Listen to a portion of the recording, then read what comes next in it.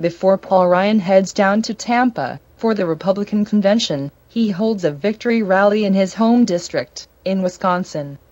The event is taking place at the Joseph A. Craig High School in Janesville, Wisconsin. Hey, look at that. Hey, Aunt Sue. Hi, Aunt Ellen. Man. Wow, look at this. Hey, guys. Thank you. You guys can go ahead, have a seat. All right, honey. Thank you. Go ahead and let me have a seat. Wow. Man. Wow, look at this. Man. It's good to be home. It's good to be home. It is so good to be home. You know, I think I recognize just about every face in this room. This is my family over here, related to half of them. Hello, Janesville. It's good to be home. Man.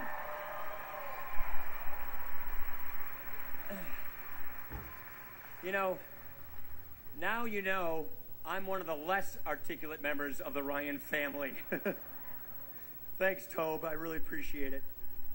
And let me say, on behalf of Jana and our kids, we just want to thank everybody here in the community for their just amazing outpouring of support.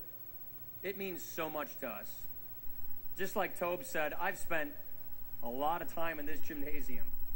I never really was this close to center court. Most of my stuff was outside in the bowl in the back on soccer and track. But this gym means so much. It's so familiar. It's just like all the gymnasiums around this country. And Janesville's like that. It's that kind of community.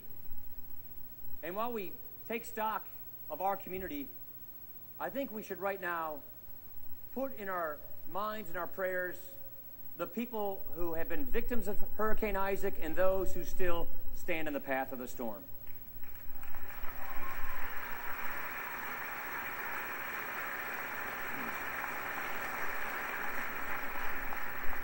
I also want to thank the Janesville Police Department.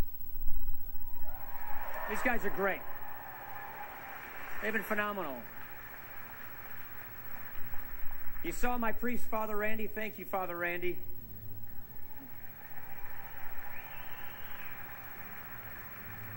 I want to thank Chief Dave Moore. I want to thank the city manager, Eric Levitt. They've been phenomenal. And I want to thank our neighbors on Courthouse Hill for indulging all of this and for their patience. We really appreciate that. And I want to thank everybody in the broader community. Thank you. I know this has put a lot in Janesville, and I want to thank you, and I want to just tell you how proud I am to come from Janesville, Wisconsin.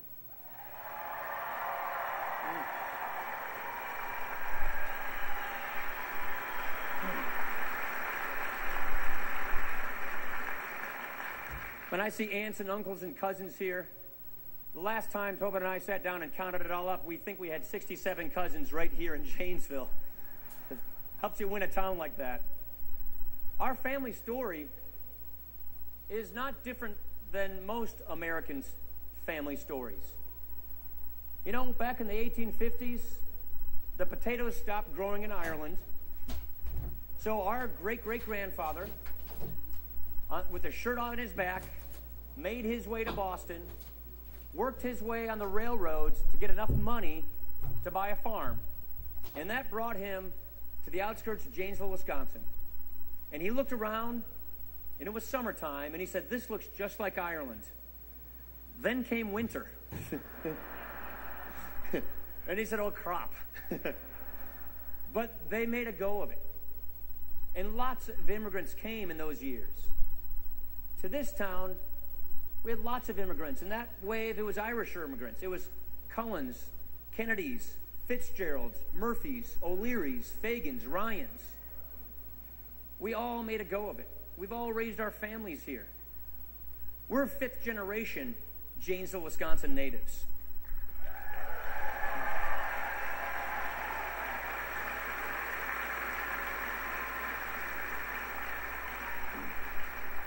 And it's not a unique story, it's the American story. And the reason our family came here, and the reason everybody else's family came here, is because of what this country stands for. America's not just a piece of geography, it's an idea.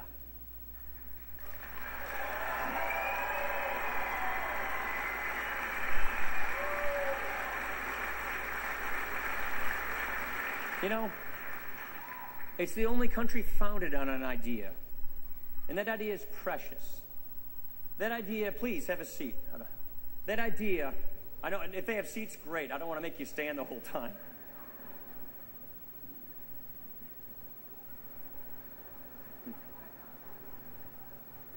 Boy. That idea, thank you. That idea is so precious. That idea, we believe in free speech.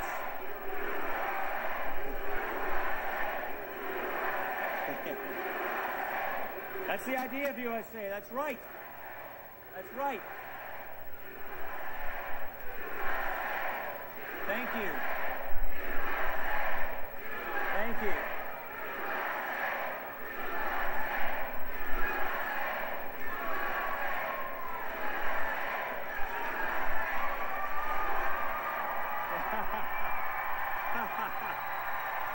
Oh, so.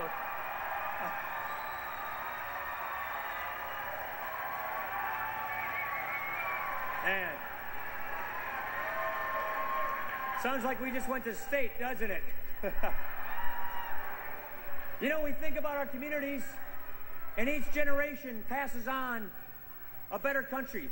I remember sitting here watching those Stan Dufresne and Coach Bob Suter days. And now, guys I went to high school, the Miller brothers at Whitewater and Craig, my buddy Ryan Masterson coaching over at Parker. You know, what we're seeing is each generation is picking up the legacy and carrying on. We live together in freedom. And what we do in our communities is we look out for one another. That's what's so special. That's what government can't replace or displace. Think of the charities that we all work together to raise right here in Janesville to make our community stronger. Echo Food Bank, Can Do Industries. They're amazing places. Our executives come out of retirement to share the United Way campaigns here in Janesville. We have crisis pregnancy centers, community nursing homes like St. Elizabeth's. We have Rotary Gardens, which people come from all around to see. We have the House of Mercy. We have HealthNet. We have a great Boys and Girls Club. We have a YMCA. We have a YWCA. These are the things we do in our communities that bring us together to help our neighbors in need. You know, they call it civil society. I call it Janesville, Wisconsin.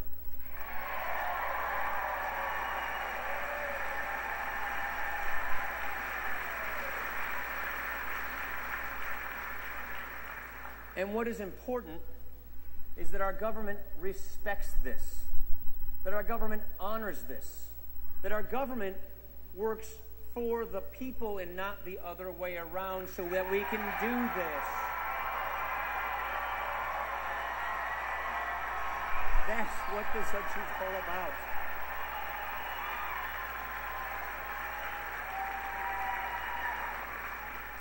You know, we've been hit pretty hard here.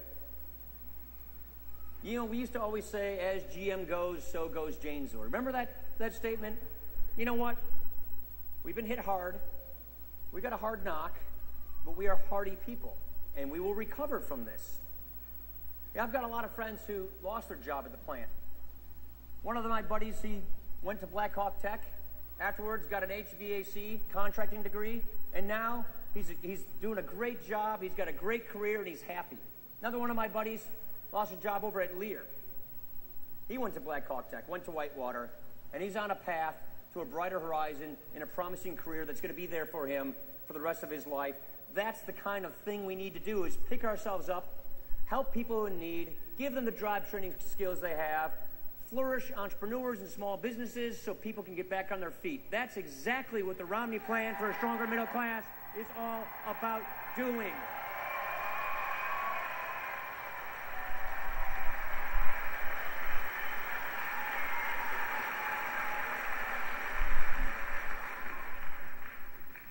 Friends, family, this is a defining moment for our country.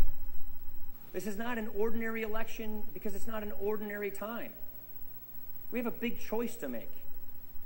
We're not just picking the next president for a few years. We are picking the pathway for America for a generation.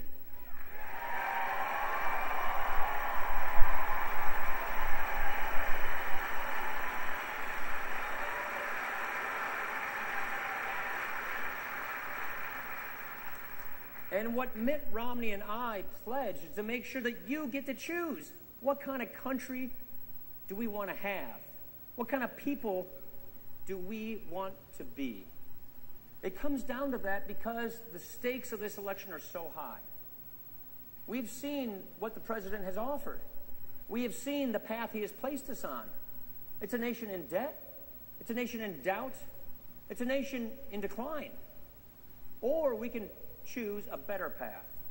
Reapply those founding principles, reclaim the American idea, get people back to work, and get the American idea of prosperity and an opportunity society back on track, and that's exactly what we are going to do.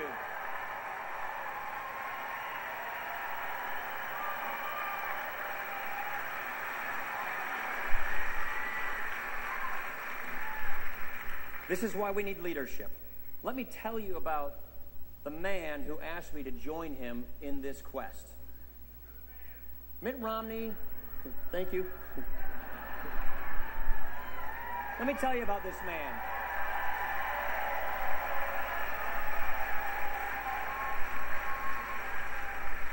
This is a man of faith. It's a man of honor. It's a man of family. A man of integrity and achievement. Remember the Olympics in the late 90s? Remember all the waste and the corruption and the embarrassing scandals? Sounds kind of familiar, doesn't it? They asked this man in Boston from Utah to go and turn it around and save it, and that's exactly what he did. He dropped what he was doing, he served in a dutiful way, and he saved us, and he made us proud, and he revived the Olympics in that time. That's leadership.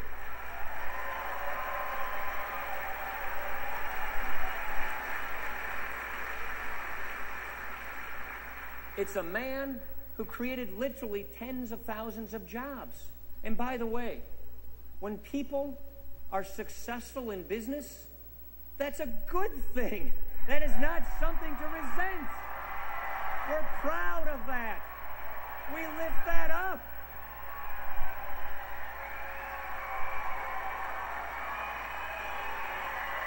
Hey, Scott.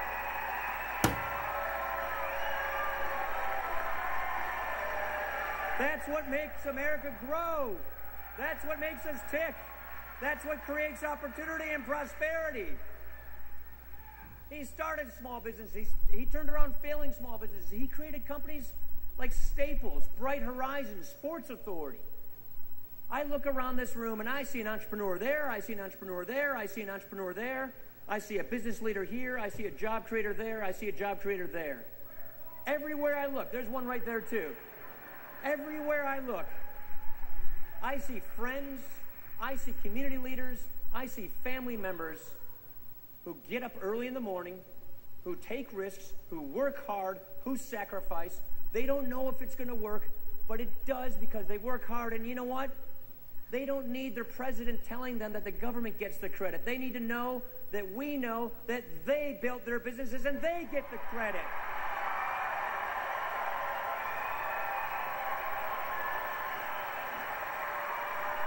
That's how jobs are created.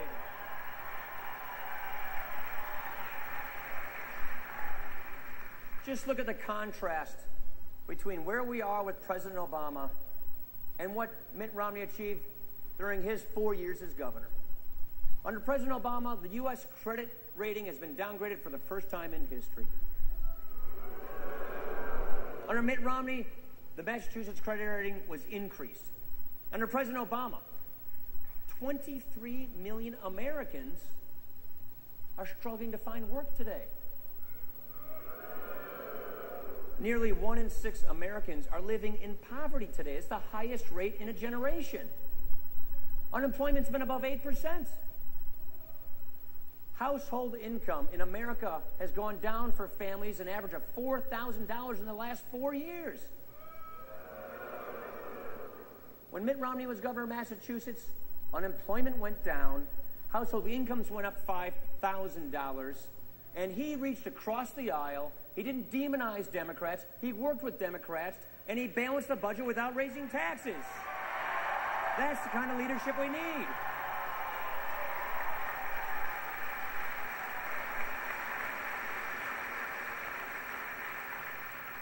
Every now and then, the president, in moments of candor, tells us what he really thinks.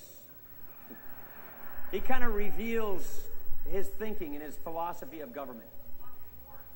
You remember when he was talking to this guy named Joe the plumber? He said, we just need to spread the wealth around. It's this economic school of thought, this belief that the pie of life is somehow fixed, that the economy is static, and that it's the government's job to try and redistribute the slices more equitably. That's not the government's job. The government's job is to set the conditions for economic growth so we can grow the pie for everybody, so that everybody in America can get their vision of the American dream.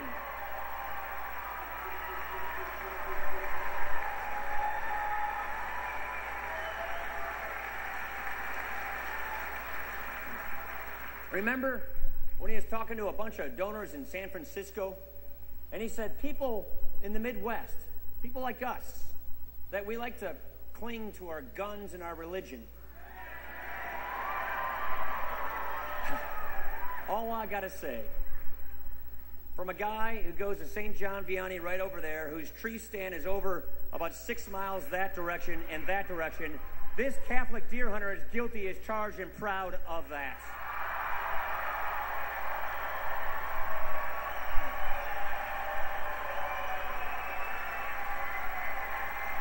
That's freedom.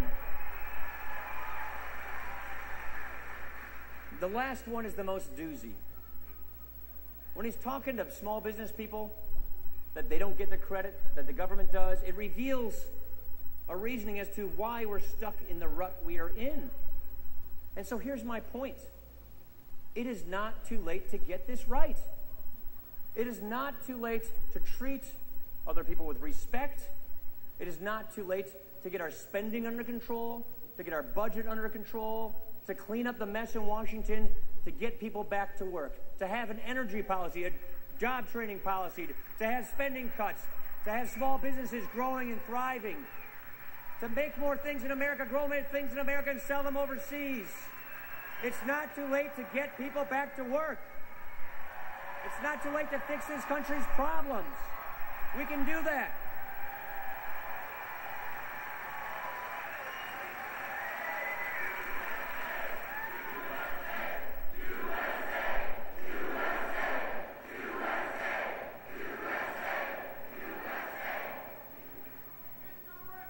Here is our commitment to you.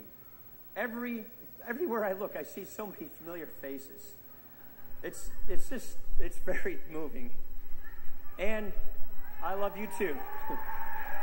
And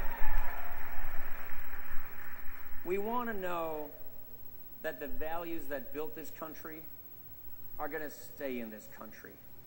We want to know that those little things in life that tie us together as a community are going to continue to tie us together as a community.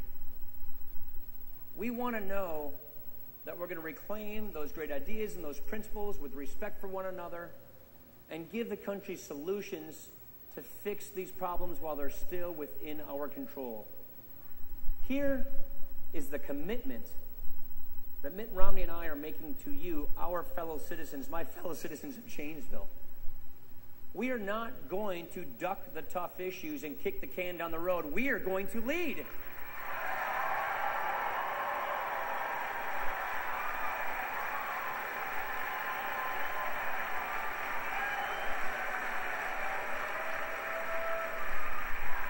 We are not going to spend the next 4 years blaming other people for problems. We're going to take responsibility.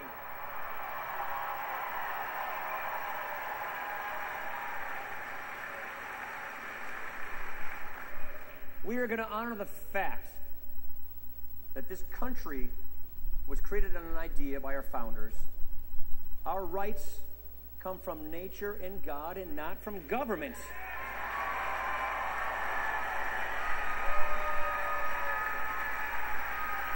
Our founders secured this, and every generation of veterans, and so many of them I see here, they're the ones who gave it to us and preserved it, and we thank them for that.